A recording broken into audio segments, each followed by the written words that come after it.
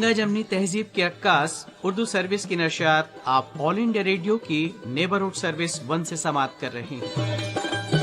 یہ نشریات DRM 1071 news on AIR app اور DD فری ڈش پر بھی دستیاب ہیں۔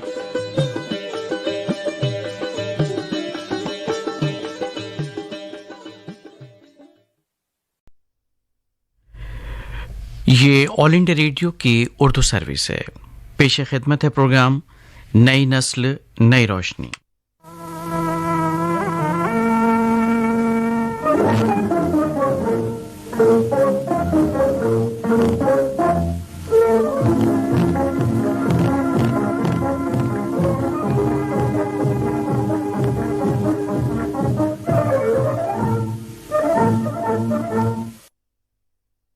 نئی نسل نئی روشنی پروگرام کے ساتھ آپ کا میزبان نعیم حاضر خدمت ہے۔ تمام نوجوان ساتھیوں کو میرا پرخلوص آداب۔ امید کرتے ہیں ہمارے تمام ساتھی خیر و عافیت سے ہوں گے اور زندگی کے لطف لے رہے ہوں گے اور خوشگواری کا احساس بھی ہوگا۔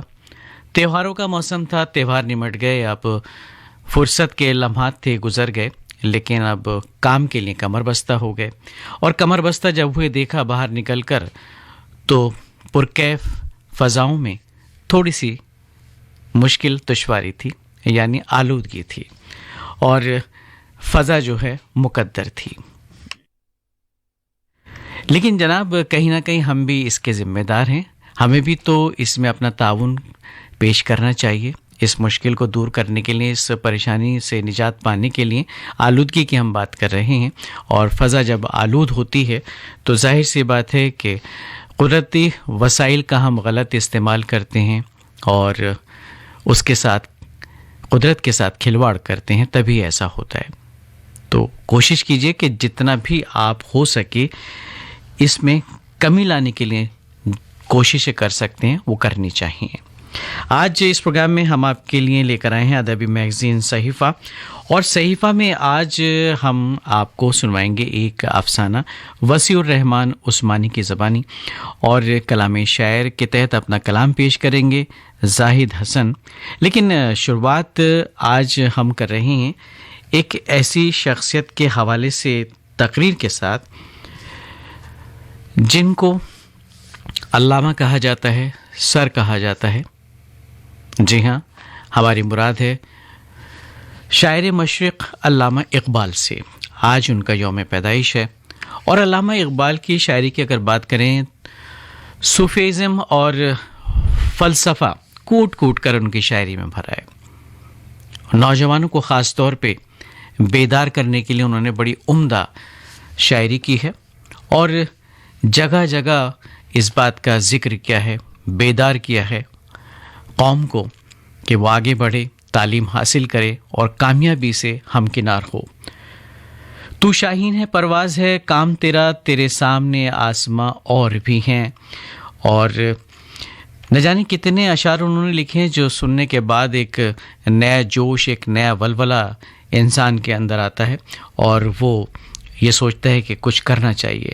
ستاروں سے آگے جہاں اور بھی ہیں، ابھی عشق کے امتحان اور بھی ہیں، اور یہ تو سب نے سنا ہی ہے، خود ہی کو کر بلند اتنا کہ ہر تقدیر سے پہلے خدا بندے سے خود پوچھے بتا تیری رضا کیا ہے۔ تو آئیے سنتے ہیں علامہ اقبال کے حوالے سے امانت اللہ کی یہ تقریر۔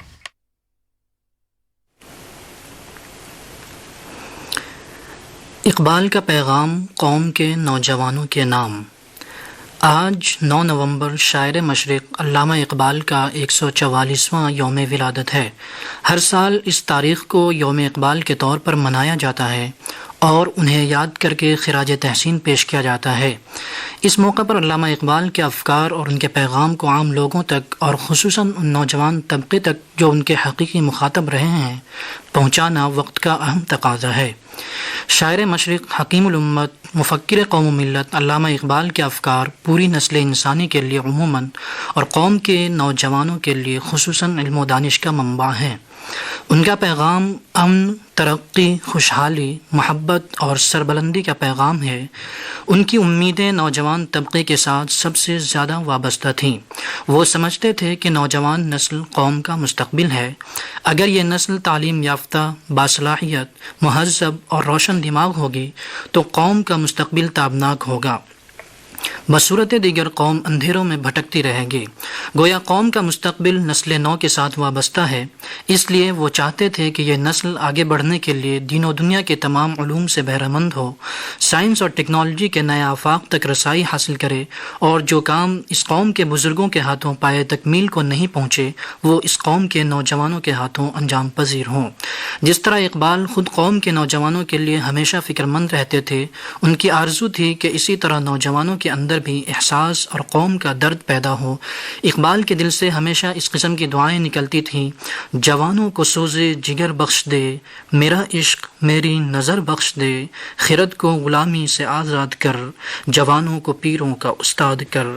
اقبال نے نوجوانوں کو پیغام دیا کہ وہ ہر لحاظ سے مکمل انسان بننے کی کوشش کریں اور اپنے آپ کو ان اوصاف سے آراستہ کر لیں جو خود ان کی نشو و نما اور ترقی کے لیے ضروری ہیں اور جو عظیم قوم کی تعمیر و تشکیل کے لیے معاون بن سکتی ہیں۔ نوجوان اگر علامہ اقبال کی فکر اور فلسفے سے رہنمائی حاصل کریں تو وہ یقیناً مثالی اور معیاری انسان بن کر ملک اور قوم کی خدمت کر سکتے ہیں۔ اقبال کا مثالی نوجوان خوددار، تعلیم یافتہ، یقین محکم اور عمل پہم کی خوبیوں کا حامل نوجوان ہے۔ محبت مجھے ان جوانوں سے ہے، ستاروں پہ جو ڈالتے ہیں کمند۔ دراصل نوجوان کسی بھی قوم کا سب سے قیمتی سرمایہ ہوتے ہیں۔ کسی بھی قوم کی ترقی و تنزلی اور عروج و زوال میں اس قوم کے نوجوان کلیدی کردار ادا کرتے ہیں۔ فی زمانہ نوجوان نسل جس ذوق و حالی اور انحطاط کا شکار ہے، اس کی ایک بڑی اور اہم وجہ عمل اور کردار سے عاری نوجوان طبقہ ہے۔ خبر نہیں کیا ہے نام اس کا، خدا فریبی کہ خود فریبی، عمل سے فارغ ہوا مسلمان بنا کے تقدیر کا بہانہ۔ آج ہمارا نوجوان بے مقصد زندگی گزار رہا ہے، اس کی فکر محدود ہو گئی ہے اور ذہن جمود کا شکار ہے۔ ایسے میں اس فکری سکوت اور ذہنی جمود کو دور کرنے کے لیے کلام اقبال بہترین طریقہ علاج ثابت ہو سکتا ہے۔ یوں تو اردو شاعری میں کئی شاعر ہوئے ہیں، لیکن جو مقام علامہ اقبال کو ملا وہ مقام کسی اور کو نہیں ملا۔ قومی بیداری کی تعلیم و تلقین علامہ کی شاعری کی امتیازی خصوصیت ہے۔ بالخصوص نوجوان اقبال کی شاعری کا مرکزی موضوع سخن ہے۔ علامہ نے نوجوانوں کے زوال کے اسباب پر گہرائی سے غور کیا تھا اور وہ اس نتیجے پر پہنچے تھے کہ نوجوانوں کی بے عملی نوجوانوں کے زوال کی سب سے بڑی وجہ ہے۔ علامہ اقبال نوجوانوں کی بے عملی اور بے ہمتی سے بددل ہوتے ہوئے نوجوانوں سے مخاطب ہو کر کہتے ہیں: خدا تجھے کسی طوفان سے آشنا کر دے کہ تیرے بحر کی موجوں میں اضطراب نہیں، تجھے کتاب سے ممکن نہیں فراغ کہ تو کتاب خواہ ہے مگر صاحب کتاب نہیں۔ وہ چاہتے تھے کہ نوجوان قوم اس بے عملی سے باز آ جائیں۔ ایک آگ تھی جو اقبال کے سینے میں جل رہی تھی اور وہ چاہتے تھے کہ اس آگ کی حرارت امت کے ہر نوجوان تک پہنچے۔ نوجوانوں کو میری آہ سحر دے، پھر ان شاہین بچوں کو بالوں پر دے، خدایا میری آرزو یہی ہے، میرا نور بصیرت عام کر دے۔ اقبال خواب غفلت میں سوئے ہوئے نوجوانوں کو جگانے کے لیے اسے اپنی شاندار تاریخ یاد دلاتے ہیں۔ کبھی اے نوجوان مسلم تدبر بھی کیا تو نے، وہ کیا گردوں تھا تو جس کا ہے ٹوٹا ہوا تارا۔ کیونکہ اقبال جانتے تھے کہ یہ نوجوان ہی ہوتے ہیں جن کے بیدار ہو جانے پر قوموں کے تن مردہ میں نئی جان پڑ جاتی ہے۔ وہ فرماتے ہیں: عقابی روح جب بیدار ہوتی ہے جوانوں میں، نظر آتی ہے ان کو اپنی منزل آسمانوں میں۔ اقبال نے نوجوانوں کو شاہین سے تعبیر کیا ہے، ایک ایسا پرندہ جو اپنی اونچی پرواز کے لیے جانا جاتا ہے۔ وہ چاہتے تھے کہ جو خصوصیات خدا نے شاہین میں پیدا کی ہیں وہ نوجوانوں میں بھی پیدا ہو جائیں۔ شاہین بلند پرواز ہے، عام پرندوں کی طرح نیچی پرواز ان کے شایان شان نہیں ہے۔ نوجوانوں میں بلند پروازی کی صفت پیدا ہونے کا مطلب یہ ہے کہ ان کے مقاصد بلند ہوں، ان کی سوچ میں پستی نہ ہو۔ شاہین کی آنکھ بہت دور تک دیکھ سکتی ہے۔ نوجوانوں میں اس صفت کا مطلب ہے کہ وہ دور اندیش ہوں، آنے والے حالات کو پہلے سے بھانپ کر منصوبہ بندی کرنے کی صلاحیت رکھتے ہوں۔ شاہین آشیانہ بنا کر کسی ایک جگہ رہنا پسند نہیں کرتا۔ اقبال نوجوانوں سے بھی یہی توقع رکھتے ہیں کہ وہ کسی ایک جگہ پر بیٹھ کر ترقی اور عظمت کے خواب دیکھنے کی بجائے علوم و فنون کے حصول کے لیے پوری دنیا میں جہاں کہیں بھی جانا پڑے جانے سے گریز نہ کرے۔ ترقی اور بہتری کے مواقع جہاں بھی نظر آئیں ان تک رسائی حاصل کرنے کی جد و جہد کرے۔ فقر و استغنا شاہین کی اعلیٰ صفات میں سے ایک ہے۔ وہ دوسرے پرندوں کی سرگرمیوں اور کھیل کود سے بے نیاز ہوتا ہے، دوسروں کے معاملات میں مداخلت نہیں کرتا۔ نوجوانوں کی تربیت میں بھی یہی چیز شامل ہونی چاہیے۔ شاہین کی صفات اگر کسی نوجوان میں جمع ہو جائیں تو اس کی شخصیت ایک خوددار اور خودشناس انسان کے روپ میں ڈھل جاتی ہے۔ جس قوم میں ایسے نوجوان ہوں وہ ترقی کے راستوں پر انتہائی کامیابی سے گامزن ہو سکتی ہے اور بلا شبہ مسافِ زندگی صورت فولاد پیدا کر لیتی ہے۔ اسے دنیا کی کوئی طاقت شکست نہیں دے سکتی۔ ستاروں سے آگے جہاں اور بھی ہے، ابھی عشق کے امتحان اور بھی ہے، تہیں زندگی سے نہیں یہ فضائیں، یہاں سینکڑوں کارواں اور بھی ہیں۔ قناعت نہ کر عالم رنگ و بو پر، چمن اور بھی آشیاں اور بھی ہیں۔ اگر کھو گیا ایک نشیمن تو کیا غم، مقامات آہو فغاں اور بھی ہیں۔ تو شاہی ہے پرواز ہے کام تیرا، تیرے سامنے آسماں اور بھی ہیں۔ اسی روز و شب میں الجھ کر نہ رہ جا کہ تیرے زمان و مکاں اور بھی ہیں۔ گئے دن کے تنہا تھا میں انجمن میں، یہاں اب میرے رازداں اور بھی ہیں۔ اقبال چاہتے تھے کہ امت کا ہر نوجوان شاہین بنے، ایسا شاہین جس کی پرواز آسمان کی وسعتوں کو چیر دے، جو دور اندیش ہو، خوددار ہو، جو اپنے لیے جہان تازہ تلاش کرے، جو مشرق سے مغرب تک اپنی بلند پرواز سے پورے جہاں کو تسخیر کر لے۔ نہیں تیرا نشیمن قصر سلطانی کے گنبد پر، تو شاہی ہے بسیرا کر پہاڑوں کی چٹانوں میں۔ درویشی، خودداری اور بے نیازی اس پرندے کی نمایاں خصوصیات ہیں۔ اقبال چاہتے تھے کہ ان کے شاہین نوجوان بھی ان خصوصیات سے متصف ہوں۔ پرندوں کی دنیا کا درویش ہوں میں، کہ شاہین بناتا نہیں آشیانہ۔ اقبال اپنے شاہین صفت نوجوانوں کے کردار سازی پر بھی زور دیتے ہیں، کیونکہ یہ کردار ہی ہوتا ہے جو بلندی عطا کرتا ہے۔ وہی جواں ہے قبیلے کی آنکھ کا تارا، شباب جس کا ہے بے داغ ضرب ہے کاری۔ دور حاضر کے دیگر کو حالات یقیناً سازگار نہیں ہیں، بالخصوص نوجوانوں کے لیے، لیکن مایوسی اور نا امیدی کفر ہے۔ خدا سے امید رکھنا مرد مومن کے لیے لازمی ہے۔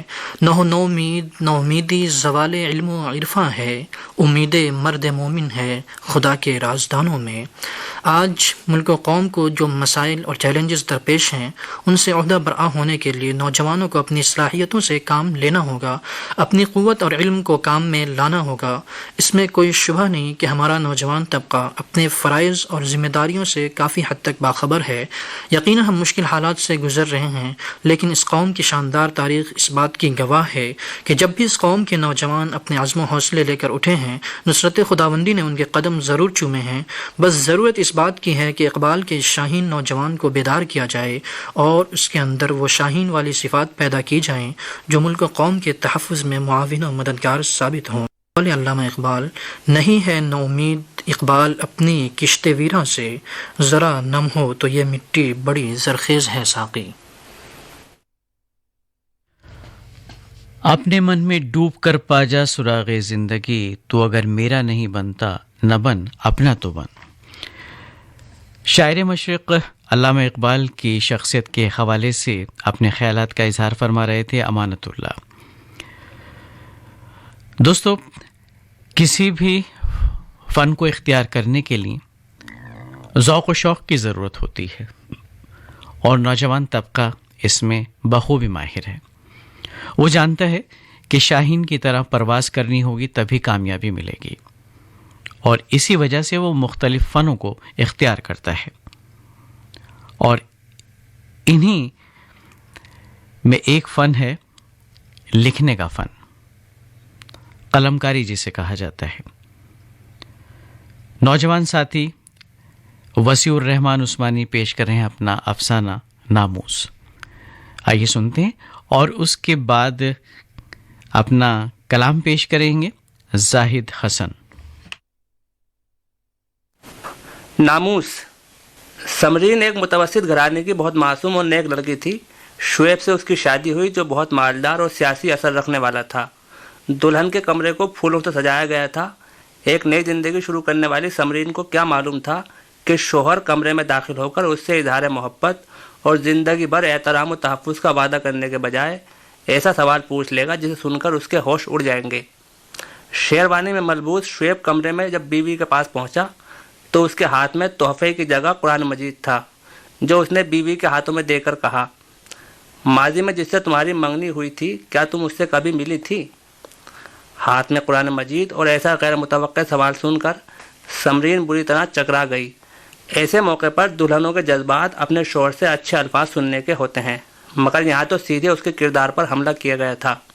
शुएब ने फिर सवाल दोहराया, कुरान की कसम खाकर बताओ क्या तुम कभी अपने साबिक मंगेतर से मिली हो? समरीन ने खुद को संभालते हुए कहा, नहीं, मेरी सिर्फ फेसबुक पर उनसे बात हुआ करती थी। हालांकि अखलाकी तौर पर इस किस्म का सवाल पूछा जाना ही नहीं चाहिए था। कुरान मजीद पर हाथ रखकर कसम खाने के बावजूद समरीन अपने शोहर की नज़र में मशकूक हो चुकी थी, क्योंकि वो एक शक्की और सनकी इंसान था। उसने कुरान मजीद का भी पास नहीं रखा जिस पर हाथ रखकर उसने अपनी नई नवेली दुल्हन से ऐसा गैर अखलाकी सवाल किया था। उसने नई दुल्हन के सोशल अकाउंट बंद करा दिए और उसके मायके रहने जाने पर पाबंदी लगा दी। हुस्न सुलूक नाम को भी उसके लिए नहीं था। वो उसके साथ ऐसा बर्ताव करने लगा जैसे कोई एहसान करके उसे घर में पनाह दिए हुए है। रोज़ बरोज़ सास और शोहर की जानिब से उसकी किरदार कुशी की जाती। उसके ख़ानदान वालों को झूठा और हक़ीर कहा जाता। हालांकि उन्होंने अपनी इस्ताअत के मुताबिक बेटी को सब कुछ दिया था। अपने घर वालों के फैसले की लाज रखते हुए शोहर और ससुराल वालों की बदअखलाकी के कड़वे घूंट वो खामोशी से पीती रही। समरीन जब कॉलेज में आखिरी साल की तालबा थी, हम पहले साल में दाखिल हुए थे। मैंने कॉलेज में कभी उसको बगैर बुर्के के नहीं देखा। वो हमेशा नीचे निगाह करके चलती, क्लास ख़त्म होने के बाद सीधे घर चली जाती। मैंने कभी उसको कॉलेज के ग्राउंड या कैंटीन में सहेलियों के साथ बैठे या गप्पे मारते नहीं देखा, जबकि कॉलेज का ग्राउंड और कैंटीन हमेशा तुलबा से गुलजार रहता था। मेरी नज़र में वो एक नेक पारसा लड़की थी जिससे अपने घर वालों और अपनी इज्जत और आबरू का बहुत ख्याल था। एक जगह उसका रिश्ता तय हुआ था जो कई साल तक रहा, मगर बाद में किसी बात पर टूट गया। मोहल्लादारी की वजह से समरीन और इसकी वालिदा का हमारे यहाँ आना जाना था। हम उसके साफ किरदार और घर वालों की नेक फितरत से वाकिफ़ थे। वो दुबली पतली खूबसूरत लड़की थी, छोटी सी नाक, छोटे छोटे होंठ, घुंघरालू बालों में वो कार्टून डॉल लगती थी। मेरे साथ उसका बचपन से हंसी मजाक रहा, वो भी सिर्फ घर के अंदर तक। बाहर रास्ते में उसने मुझे कभी पहचाना ही नहीं। वो जब भी घर आती सबके साथ खाना खा कर जाती और हमेशा मैं उससे मजाक में यही सवाल करता, तुम अपने घर से भी कुछ लाया करो। मेरे इस मजाक को वो हंसी में उड़ा दिया करती। समरीन रिश्ता होने के बाद हमारे घर अपनी मंगनी की तस्वीर दिखाने आई थी। पहली नज़र में शुएब हमें बहुत सीधा, भला और खुश मिजाज इंसान मालूम हुआ था। इस वक्त किसी को मालूम नहीं था कि वो फितरतन जालिम तबीयत का मालिक है। शुएब के बारे में ये सुना था कि उसका सियासी लोगों में उठना बैठना है और उसके पास बड़ा फ्लैट है, गाड़ी है। इसकी एकलौती बहन की शादी हो चुकी थी, घर में सिर्फ एक माँ थी। लड़के का शानदार घर हो, इसका अच्छा कारोबार हो, ये सभी माँ बाप अपनी बच्चियों के लिए देखते हैं, मगर इस सब जगह चौंध में वो ये देखना भूल जाते हैं कि क्या लड़का दीनदार है, तबीयतन नरम मिजाज और रहम दिल है, क्या वो माँ बाप, बहन भाइयों और रिश्तेदारों के हकूक़ को समझता है। अमूमन हैसियत में कम लोग अपनी बच्चियों के लिए पैसे वाले घराने तलाश करते हैं ताकि उनकी बच्ची को किसी चीज़ की कमी ना हो, लेकिन जिनके पास सब कुछ होता है उनके पास अपने से कम हैसियत के लोगों को देने के लिए इज्जत नहीं होती। यही समरीन के साथ भी हो रहा था। एक मर्तबा मोहल्ले में ये खबर बड़ी ज़ोर से उड़ी कि समरीन पर जिन्नात आ गया है। वो मर्दाना आवाज़ में बातें करती है, लगातार नमाज़ें पढ़ती रहती है और मुस्तकिल कई घंटे तक एक कोने में पड़ी तस्बीह के दाने घुमाती है।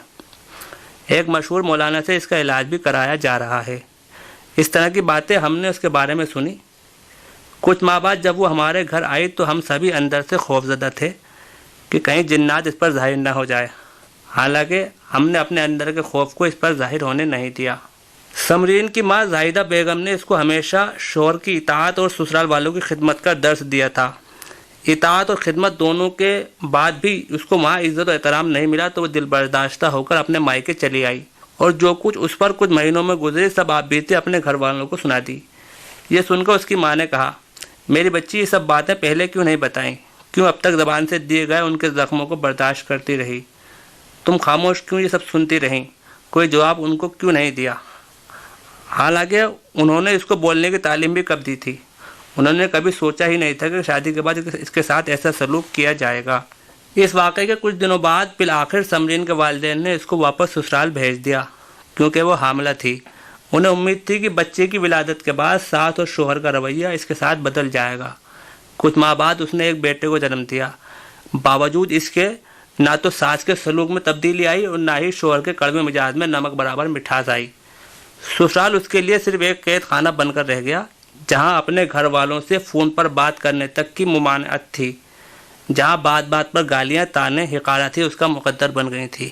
وہاں پر اسے ایک نوکرانی سمجھا گیا، جسے ذرا سی غلطی ہونے پر لتاڑ دیا جاتا، اس کے گھر والوں کو برا بھلا کہا جاتا۔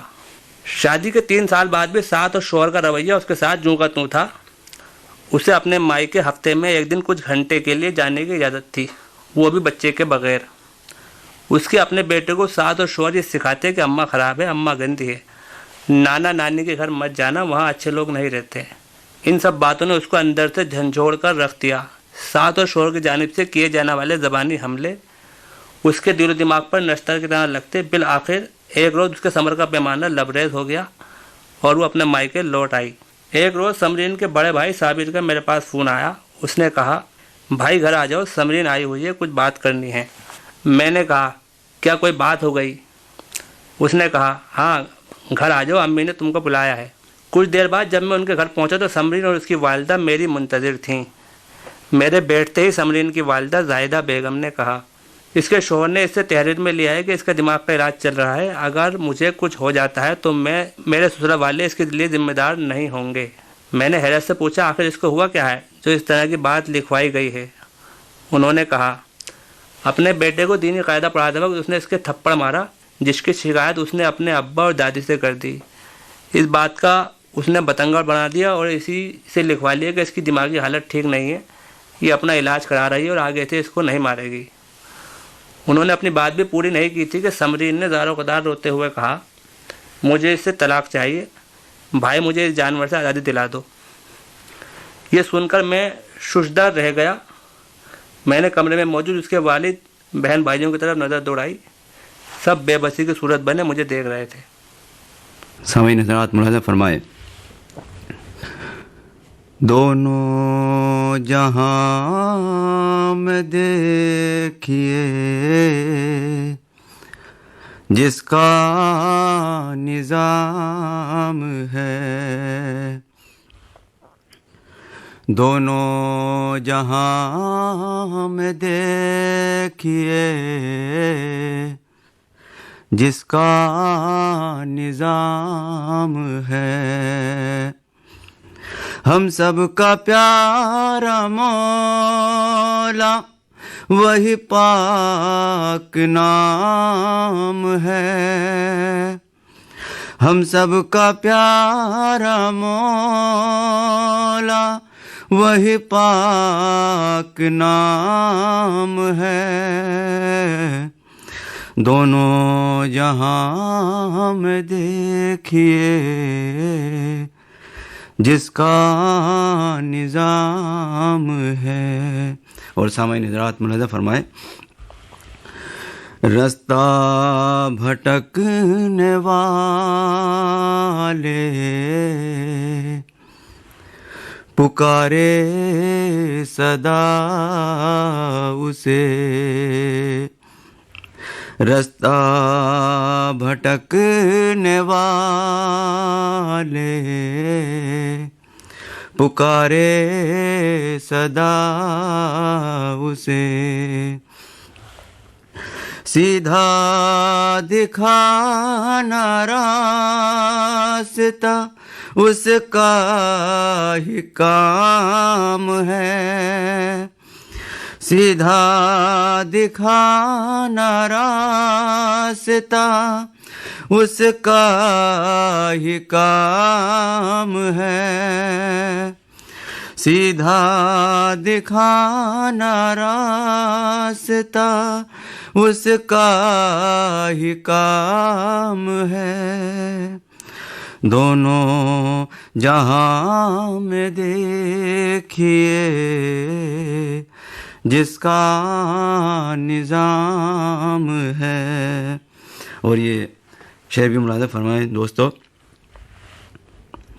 روزی رضا کا تو ہی تو مالک اکیلا، روزی رضا کا تو ہی تو مالک اکیلا، بندوں پہ اپنے تیرا کیسا انعام ہے، بندوں پہ اپنے تیرا کیسا انعام ہے، دونوں جہاں میں دیکھیے جس کا نظام ہے، ہم سب کا پیارا مولا وہی پاک نام ہے، کثرت سے جس کے لب پہ درود و سلام ہے، کثرت سے جس کے لب پہ درود و سلام ہے، رحمت خدا کی اس پہ پھر صبح و شام ہے، رحمت خدا کی اس پہ پھر صبح و شام ہے، دونوں جہاں میں دیکھیے جس کا نظام ہے، ہم سب کا پیارا مولا وہی پاک نام ہے، دونوں جہاں میں دیکھیے جس کا نظام ہے۔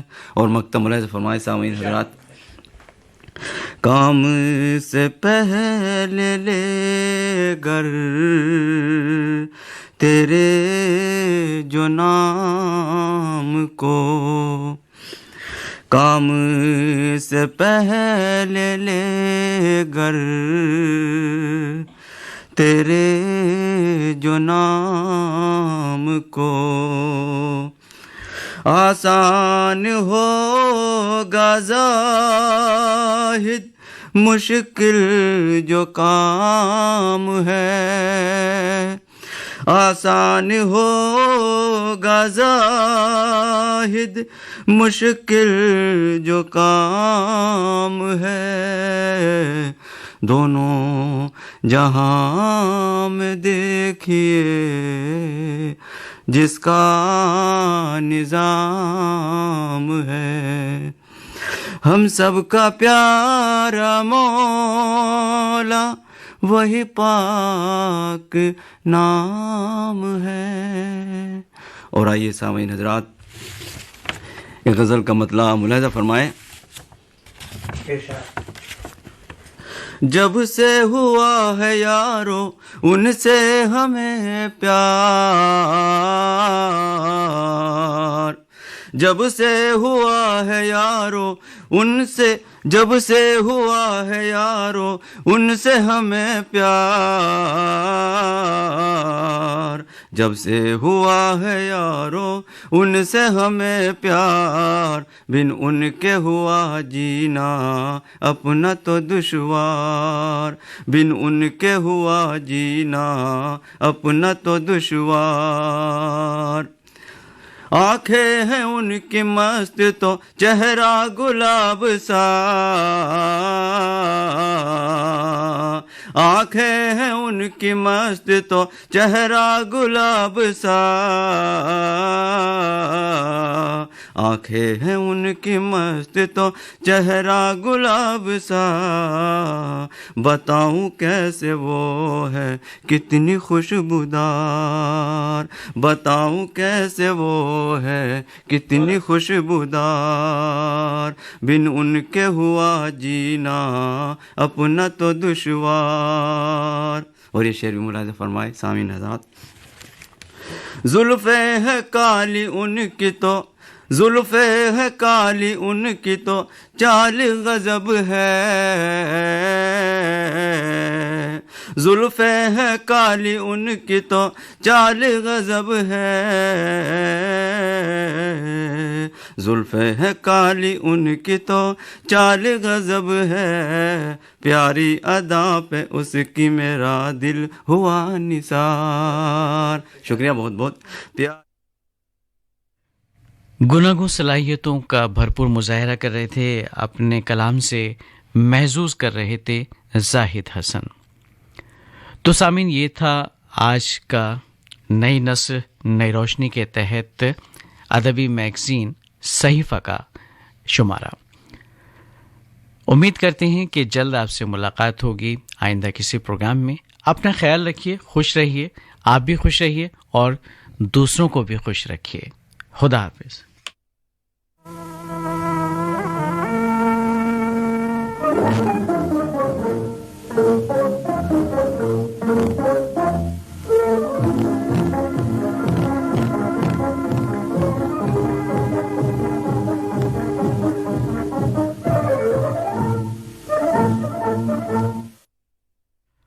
ابھی آپ سن رہے تھے پروگرام نئی نسل نئی روشنی۔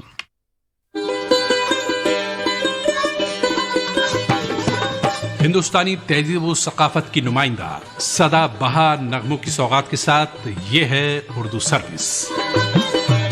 آپ ہماری نشریات آل انڈیا ریڈیو کی نیبرہڈ سروس 1 کے ساتھ ساتھ DRM 1071 mobile app news on AIR اور DD فری ڈش پر سن رہے ہیں۔